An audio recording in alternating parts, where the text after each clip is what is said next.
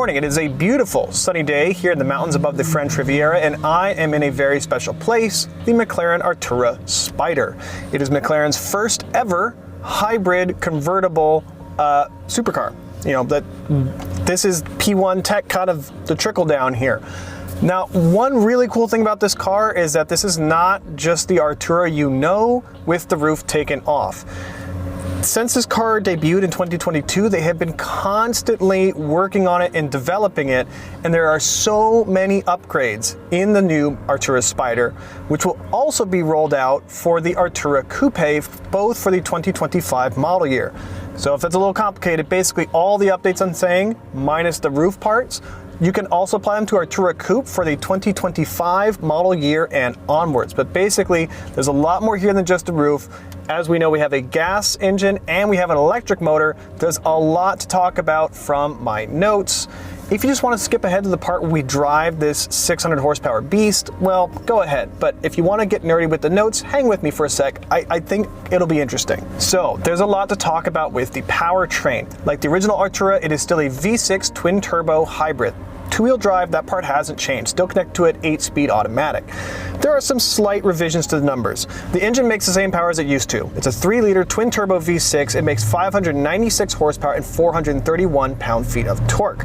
Now, one cool thing about this engine, it has a super wide bank angle of 120 degrees, and that's to fit the turbos in the V. It's a hot V engine, but also to keep the engine low. Packaging is such a huge constraint when you have a mid-engine car and a battery to fit. And this thing is not that big. This is a pretty sensibly sized sports car, supercar. Just by itself, that would be a lot. That's a 500 horsepower twin turbo V6, 400 pound-feet of torque, and it makes peak power at 7,500 RPM. So even if there wasn't a hybrid system, that's already pretty bonkers. But there is. Now, the electric motor only weighs 34 pounds. Despite that, it kicks out 94 horsepower and 166 pound-feet of torque.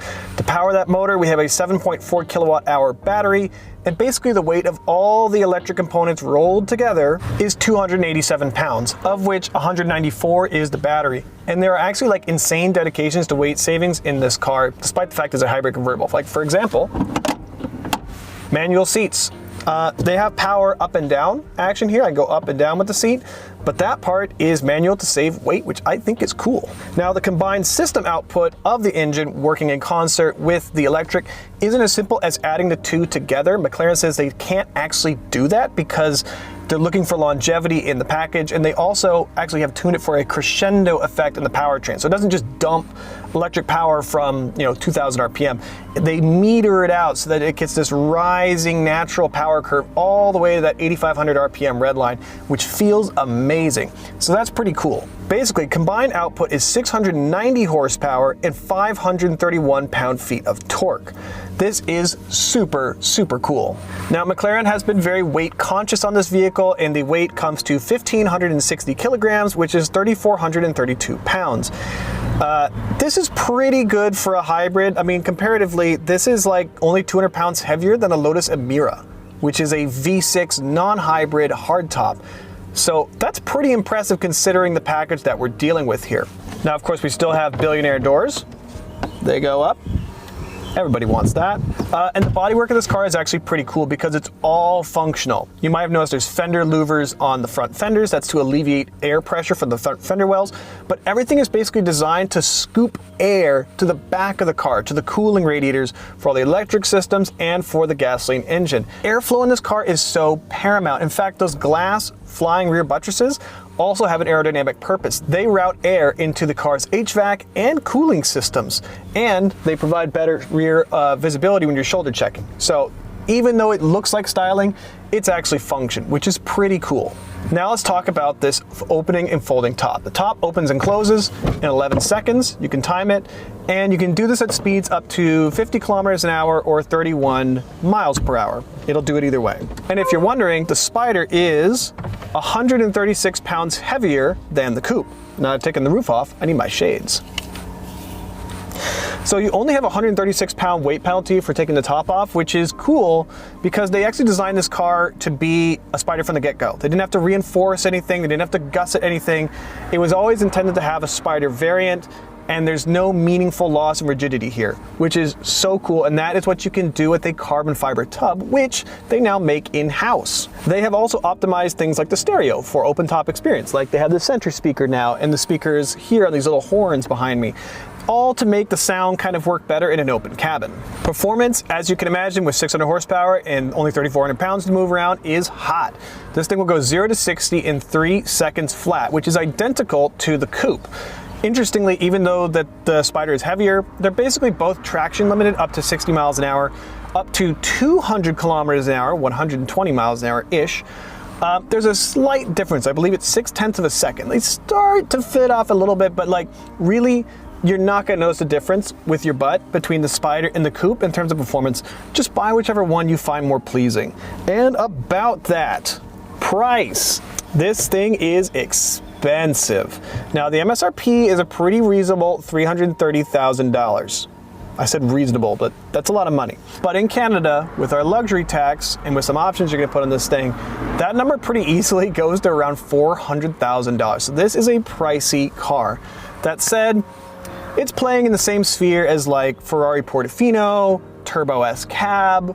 Like, that's kind of where we're at with this car. Thank you for sticking with me with the chit chat, and now it's time to go driving. One of the cool things is I can put my phone in this little wireless charging cubby where it's wirelessly charging and it's held in place. Okay, so the car is actually on right now. Because it's a hybrid, it's just on. So it's in comfort mode. If I click it to sport, our engine clicks on. You hear that V6? So you have a lot of interesting drive modes to choose from. I can click, I'm in sport with the engine. I can go comfort mode. We'll start off in electric actually. So we're actually gonna set off here in electric mode. So I'm in drive and we're going. There's no motor sound because there's no gas engine. I'm just clicking along in electric power, which is actually kind of relaxing, usually for like towns and stuff. But if you want to click it into sport mode, the engine cuts on, and what an engine. So the different modes control the different amounts of recharge that the battery has. Basically how involved the battery is in helping the car go fast. If we click it into track mode, that's most explosive mode, we have full battery assist and full regen. So the battery is now helping us brake and accelerate and to go as fast as possible. And these shifts are 25% faster because McLaren actually uses that electric power to fill that minute gap where there was power transfer from gear to gear, now filled with electricity for 25% faster shifts. And they are speedy. The sound of this V6 is one of my favorite parts about the car. I love that unique sound. It's actually interesting to me how similar it sounds to McLaren's V8. The family lineage is really present. I love these big brakes, and this handling with the carbon tub, you just can't get that with aluminum construction. Now, one of the other things I like is that you can configure the chassis independently from the powertrain. Right now I have sport powertrain and I have track drivetrain. I can do track powertrain and comfort suspension. You can mix and match depending on how your needs are, which I really like because sometimes you want an aggressive engine and that passive soft suspension on rough roads. The steering is so direct. It doesn't give up anything for being a convertible. Like, I'm just turning, just breathing on the wheel through this amazing road, and that's all I have to do. Now, honestly, it's a ton of power, and with that electric torque fill, you have it everywhere in the rev range, even though it redlines all the way at 8,500. You don't feel like there's nothing down low. That said, they've tuned it for a nice crescendo effect. If you keep your foot in it, the farther you let the revs climb, the more power you're gonna get. It feels super natural.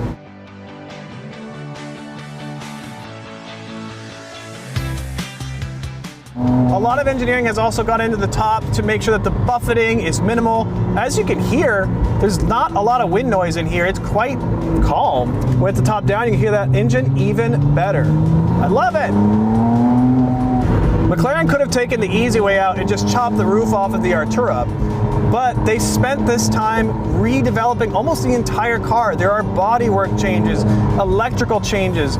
They have a new processing electrical system on the car which helps the suspension process its road that it's driving on faster than it used to. There's more power from the electric motor. There's so much, it's almost like a new car. So while we let those guys get ahead of us, we're gonna click back down into comfort.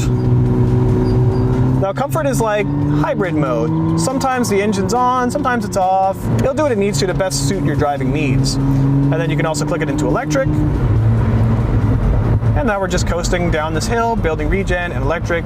Super calm, super nice. It also means that you can leave your house in electric mode and not wake up the neighbors, which is pretty cool. Do I have some complaints? Well, I mean, the price is a lot. This is a lot of car, but $330,000 is also a lot of money. For what it intends to do to be a sporty convertible for fun, basically they're working with it. It's not a car where the hybrid system is obtrusive. You can either use it or kind of just let it fade into the background in this car. Now if the top was up, you would see the electrochromic roof, which is an option on this car. Optional extra, I should say, and one that is worth it. So now that we're stopped, I'd like to talk about the interior. It's typical McLaren, like smart minimalism. It's quite enjoyable. My favorite little Easter egg detail is that the start button used to be red. Now it's McLaren papaya orange. That's just a nice little touch that I like because, you know, it's McLaren's kind of heritage color. Interior is kind of the McLarens that we're used to. They have these kind of rotating binnacles up top for your powertrain settings and for your chassis settings. Weird little toggles down here for the dashboard menu. It's pretty much standard fare at this point. I think the big thing in the interior is that the feeling of openness, top, up, or down. There's so much glass in here compared to most supercars that it really makes you feel out in the open in a good way. And it just lets you experience and enjoy your surroundings.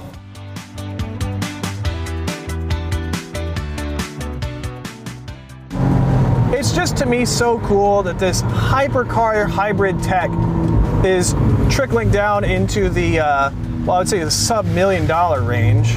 And I just love seeing that tech grow.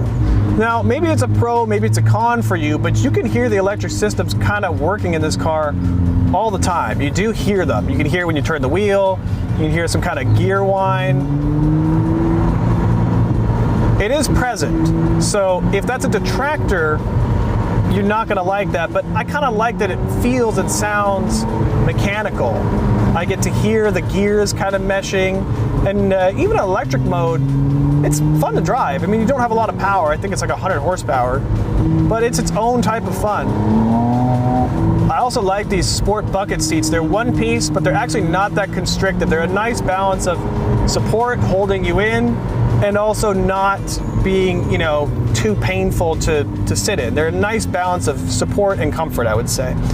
I would say if I have one complaint ergonomically, it's that I feel like my legs are too short and my arms are too long. Maybe it's just how I'm built, but I have the steering wheel all the way forward and it's a little too close for me. I mean, it just depends how you're shaped, but I would say if you're a taller person and you're worried about fitting, there's so much legroom in this car. I have the seat so far up, I have to move it back to get out. And I'm 5'9" and a half. I mean, the power does just put you back in your seat, and I keep coming back to it. What makes this car special to its competitors is the carbon top chassis. It affords you so much rigidity in the chassis that the suspension can be quite compliant. And the mix of those two things makes this car a delight to drive. This road's a little small for 600 horsepower, but damn if it isn't fun. There we go.